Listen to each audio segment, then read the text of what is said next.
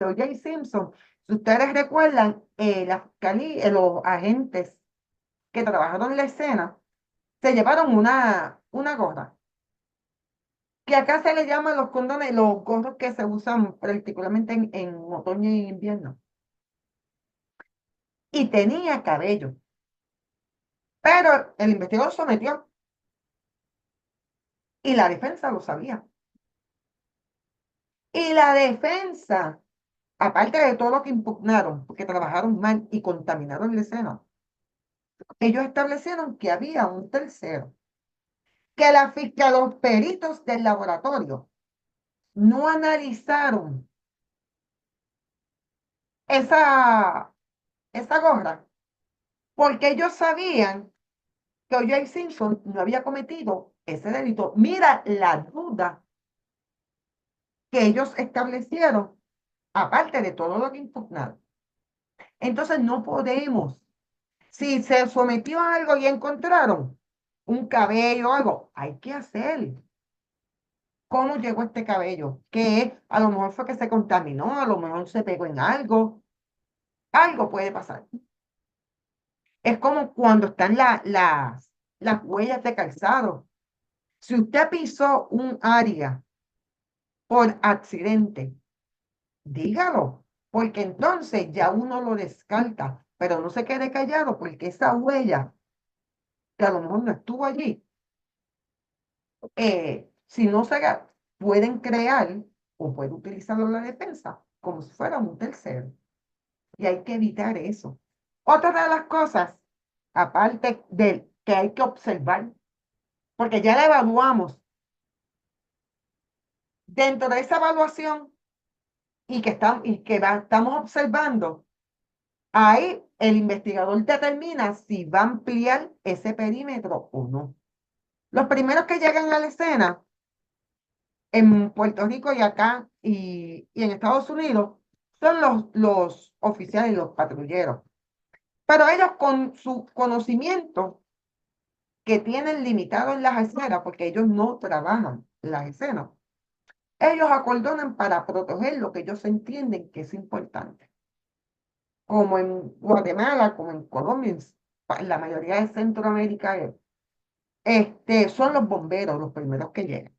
Y ellos acordonan de acuerdo a su conocimiento.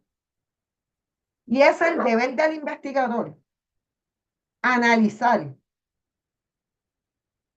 esa escena, evaluar, perdón, y observar si voy a ampliar el perímetro o no. Pero ¿cómo yo sé si lo tengo que ampliar? Porque estoy observando y estoy evaluando ese escenario criminal. No le he empezado a trabajar todavía. Y la escena me va a decir si lo tengo que ampliar o no lo tengo que ampliar. Si yo lo acepto, tengo que saber por qué acepté ese acordonamiento de los primeros respondientes que llegaron. Y si yo lo amplío, tengo que saber por qué lo amplío. Amplíe ese perímetro. Y tengo que saber, uno no amplía los perímetros. Ah, porque yo quiero ampliarlo. Porque yo quiero ser como el FBI, acá que te cierran 2 cuadras, 3 y están. No. No, tenemos que saber el por qué. ¿Por qué hacemos las cosas? Para entonces, después que aceptamos o ampliamos ese perímetro, vamos a documentar esa sangre. ¿Cómo la vamos a documentar? Escrita y en fotografía. Por eso se llama fotodocumentación, porque esa va a ser la comunicación visual, lo que vamos a estar viendo. A veces, muchas veces, a través de la fotografía, vemos pequeños detalles que visualmente no lo hemos podido ver. Por eso que se toman bastantes fotografías. No hay ningún libro que te dice, para tal escena son tantas fotografías. En ningún sitio se dice. Dependiendo de la escena, el investigador va a saber la cantidad de fotografías que debe de tomar. Dependiendo de la escena y de la experiencia del investigador. Por eso es que se dice, aunque los hechos ocurrieron en esta misma área, no es lo mismo no te va a decir la misma historia. Puede decir, como el ejemplo, el dibujo, la planimetría que le tengo ahí, que haya pasado otro caso en esa área y se tomen menos fotos o más fotografías. Porque dependiendo la historia de la escena del crimen, cada una, la historia es única, no se repiten, aunque pasen en el mismo sitio. Y entonces, después de documentar, vamos con la búsqueda, a buscar, a ver si aparte de lo que estamos viendo, hay más, hay más testigos mudos que nos puedan ayudar a esclarecer. Para entonces, después que ya hemos hecho esa búsqueda, que ya sabemos todos nuestros testigos mudos que vamos a recolectar y a embalar, entonces viene el análisis de la escena, que ese análisis de la escena se divide en dos. Para entonces poder hacer esa fuente de información que todo el tiempo, todo esto es la fuente de información que va junto con el perito para poder explicar que la escena, junto con esa evidencia física, va a decirme, mira, esto está pasando y me va a contar y me va a estar diciendo junto con los testigos mudos qué análisis adicionales necesito con el léxico de cada una. Y le va a decir al perito, necesito que pidas este tipo de análisis, necesito más. Por eso es que los peritos pueden formular hipótesis. Por eso es que los peritos pueden recomendar hacer análisis adicionales, porque la escena le está diciendo, necesito que sigas corroborando. Esta es la línea que lleva. Mira, esta persona se privó de la vida o se suicidó, como a veces decimos, porque eso, decir suicidio es un término jurídico y es un término común que todo el mundo usa. Pues entonces la escena me está diciendo qué más para poder seguir corroborando, para seguir explicando lo que me está diciendo. Y entonces, junto con esta escena del crimen, le dije y ya lo buscamos y nos quedamos en análisis de la escena. Y el análisis y ese procesamiento son dos términos distintos, pero son dos términos distintos que se necesitan entre sí. Uno no puede analizar la escena sin procesarla. ¿Por qué? Porque va a haber lagunas y no la vas a poder entender. ¿Ves? Porque tú no puedes empezar a procesar, analizar, perdón, sin antes verla. No puedes esto, vamos a recolectar, ayúdame aquí, tú ayúdame acá, tírame la foto. No, hay que analizarla. Para entonces te dice el procesamiento. Y el procesamiento, tú tienes que procesar la escena. Tú tienes que ir, tú tienes que pensar como el criminal. No pensar como el abogado. Ay, tengo que esto porque va y en un caso, un debate que tuve, ahí me dieron duro porque se me olvidó esto y tengo. No. Y ese es el error que muchos peritos e investigadores cometen, que se ponen a pensar cómo abogado, qué me van a hacer para que no me impugnen, qué me van a hacer para que no me cuestionen, qué esto, qué. No, y pierden el hilo, pierden el escuchar, pierden ese lenguaje. El testigo mudo te está hablando y pierden, no lo entienden. Y entonces dije que el procesamiento se necesita el análisis, sí, porque tú no puedes procesar sin analizar. Es como le estaba hablando con la fotografía con la escena. No nos podemos convertir en recolectores.